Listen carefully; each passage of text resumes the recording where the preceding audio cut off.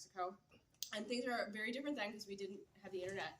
And so to make any arrangements, you're doing things via mail, an occasional phone call, but it's very expensive for long distance. So basically they told you to wait until you got there to figure out where you would be living. And they had a placement service with the school, but it was kind of annoying because it seemed like they just wanted to put you with whomever was in line.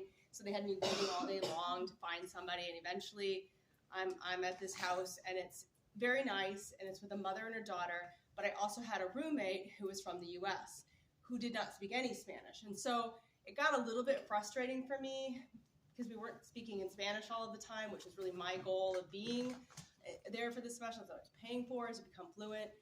So after a few weeks, I decided to start looking for a different place to live. But I didn't want to go through the school because I was so frustrated with what had happened the last time. So I just got out the paper, right? Find places to live, and had some adventures, went to some places where, you know, the bathroom was outside, or there were, in another case, there were other Americans living there, so I said, I don't want to do that one.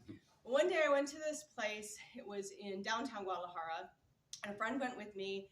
It wasn't going to work out. There were like 9 women in one bathroom. I said, not a chance. I'm going to do that. So get done, and my friend and I were going in different directions on different buses. And so we verified, okay, I think this one goes this way, this one goes that way, fine, I'm gonna go on this bus, it goes by Los Cubos.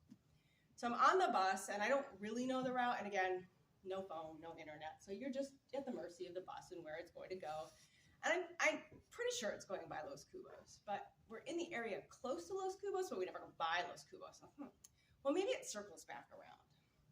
It doesn't circle back around, it just keeps going. And I think maybe I should get off, but then I don't know where I am, so I'm just going to sit here quietly on this bus as it drives out of town.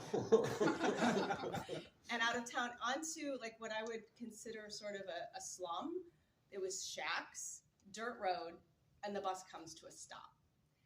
And I'm just sitting there confused and a little bit terrified, and everybody's staring at me, and they all start getting off the bus. The bus driver turned around and said, "Are you lost?" I said, "Oh yeah, I sure am." And he said, "Okay, listen, this is the end of the route. We're starting back up again.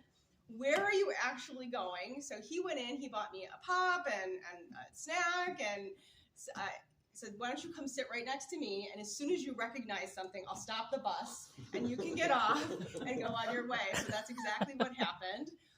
And I learned a couple of things. One, of course, is to verify where something is actually going before you go. But also, I think sometimes trusting the kindness of strangers, we can become terrified, but asking a question would have been better, and people would have been more helpful to me from the get-go. So those are things I learned.